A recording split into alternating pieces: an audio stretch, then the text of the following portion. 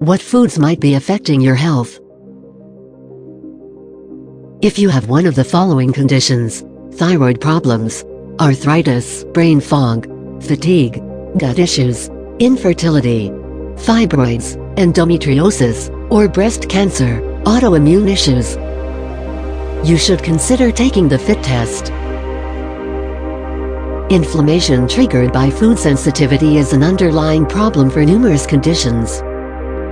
By testing for food sensitivity, an elimination diet can be designed and implemented to lower inflammation and achieve significant improvement in symptoms. FIT measures 132 foods, coloring and additives.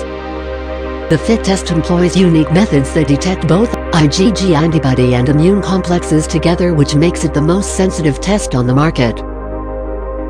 Ask your clinician about FIT testing today.